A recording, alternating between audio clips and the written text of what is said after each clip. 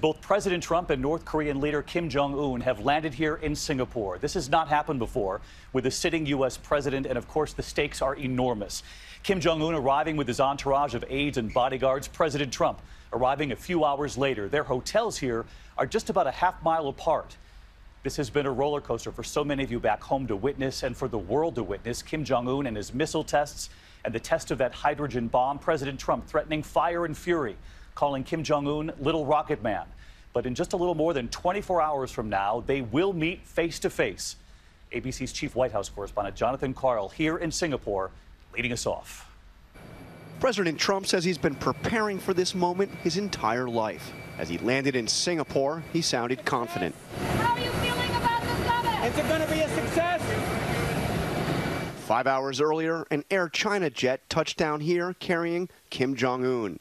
It's only the third time the North Korean leader has traveled outside his isolated country since taking power. Traveling with him, his sister, who has assumed a more prominent role in the run-up to the summit. On the streets of Singapore, hundreds turned out to watch the North Korean motorcade drive by. Kim's personal bodyguards running alongside his limousine. Later, the reclusive dictator thanked Singapore's prime minister for his, quote, sincere efforts for the summit. If the summit proves successful, Kim declared, the name of Singapore will go down in history. The eyes of the world are now on the 36-year-old dictator. His new shift to diplomacy comes after a year of escalating provocations.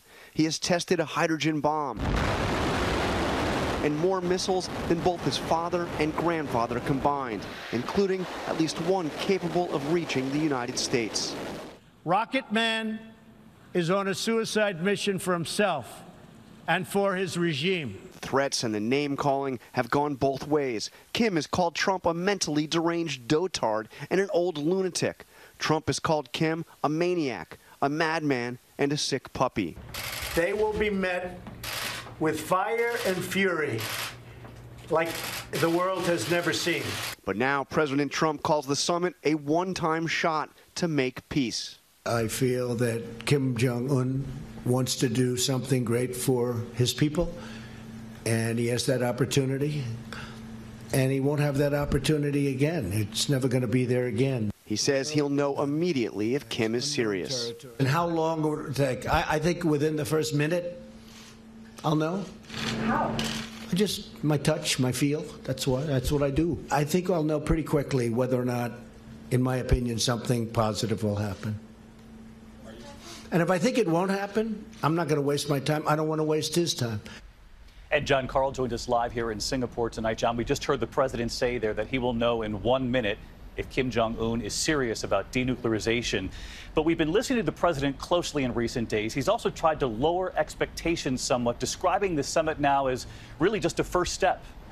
He's really done both, raised expectations and lowered expectations. He's called it the one shot for peace and just a first step. This first handshake, David, between President Trump and Kim Jong-un will be a carefully choreographed event, the two men coming together before the cameras. They will have two meetings. The first one, a very small group of people, just the president, Kim Jong-un, their translators, and at the very most, one more on the American side, Secretary Pompeo. David? We know their every step as they approach one another will be planned in the coming hours. John Karl leading us off tonight.